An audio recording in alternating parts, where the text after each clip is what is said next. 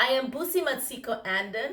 I'm a global strategist and CEO who has co-founded one of the first fashion technology companies, Fashion Indie, which went on to be acquired by a renowned publication.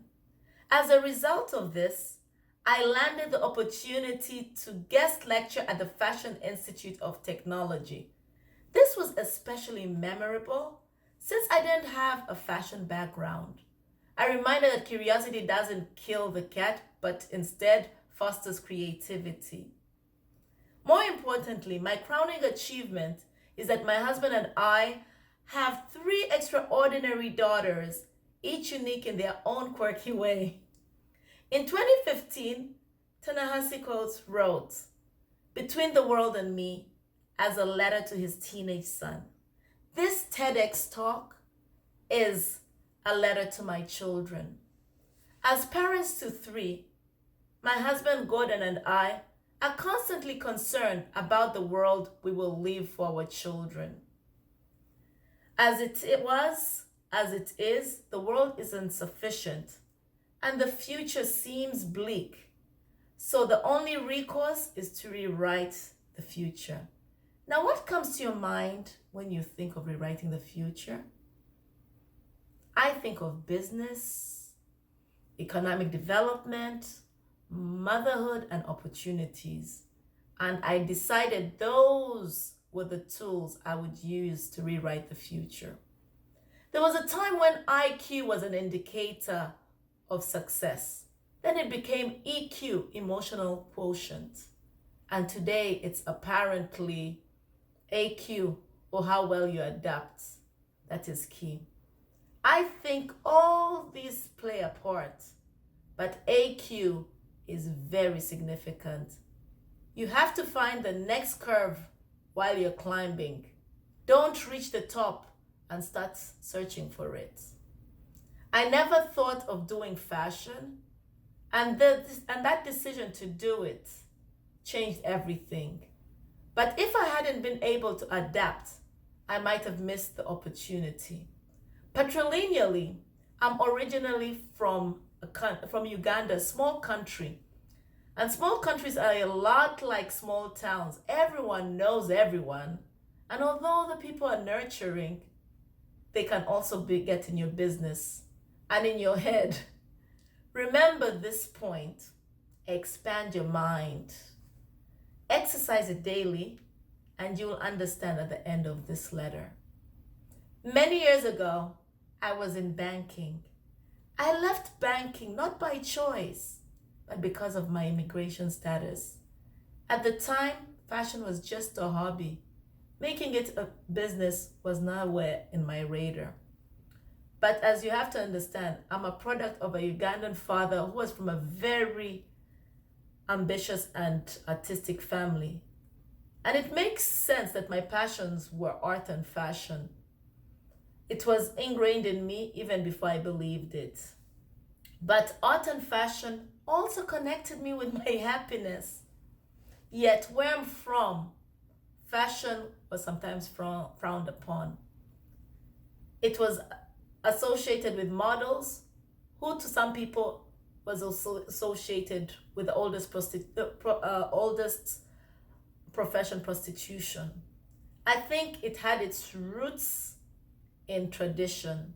To think of it now, it's a really silly reason, most likely rooted in fear and lack of understanding. Also, ask the wise until there is no longer an answer. You'll be surprised at what you unearth.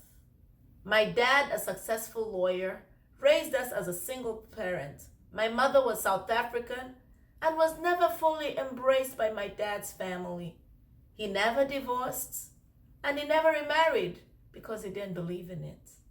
We lost our father at a critical time after I had completed my final college exams, but before my graduation walk. I then assumed a parental role to my siblings. I believe that started my love for fashion to cope with the loss of my father. Again, it was in my mind, keep busy Don't let it don't get rusty now. Personally, fashion is a transfer of culture and the great influence it passes in transforming a lot of things. How you do how do you use its authenticity to create, influence, and build rapport? How about using fashion as a bridge? How about using fashion as a way you rewrite the future? I've evolved in so many ways because of it. One thing fashion has taught me, and one thing I want to teach you, my children, is that it's okay to be different. It could mean breakthrough. Sometimes the pressure to conform stops us. So I offer this piece of advice. Don't let the don'ts dictate your life. Don't do this, don't do that. Don't say this, don't say that. Don't live here. Don't fraternize with this person. Don't. If you find yourself with so many don'ts, you won't. But instead, you should embrace the do's.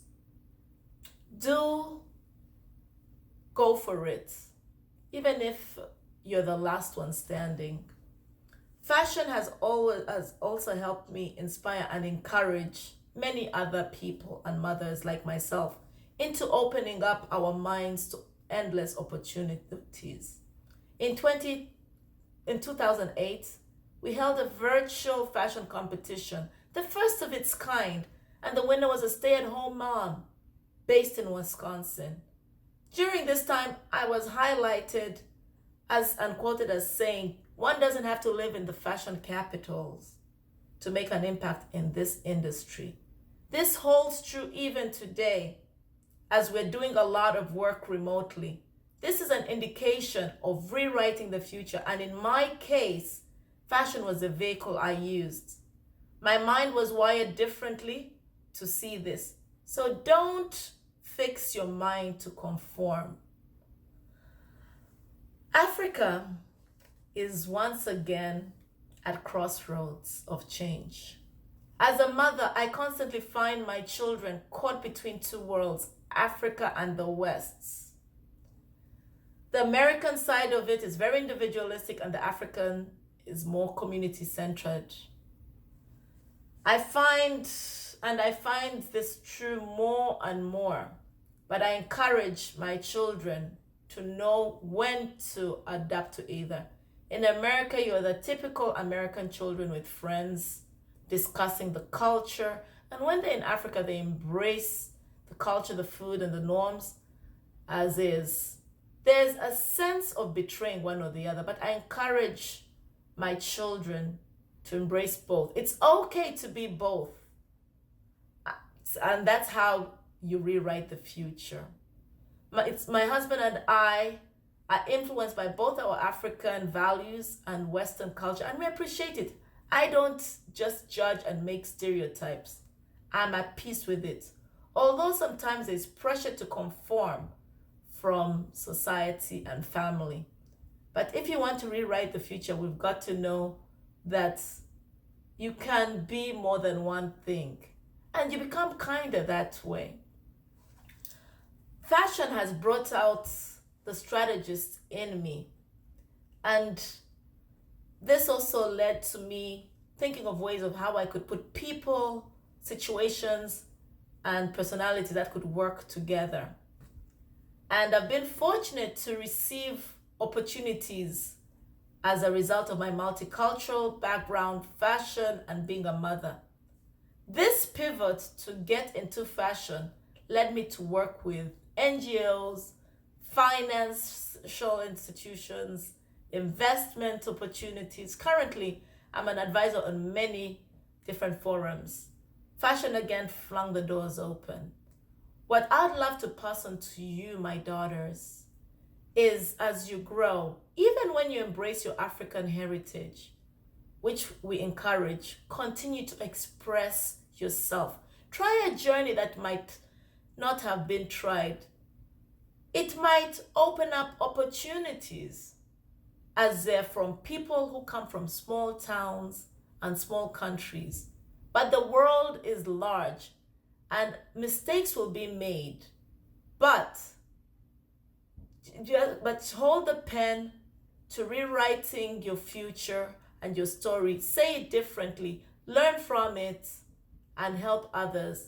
You will rewrite their future with ability to adapt. They can be anything despite the don'ts and the can'ts. They hear from the outside. It's okay to try something new, to fall, but just dust yourself and you'll be close to striking a breakthrough.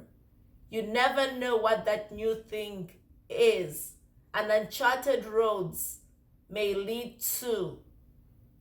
That's how you rewrite the future. Thank you.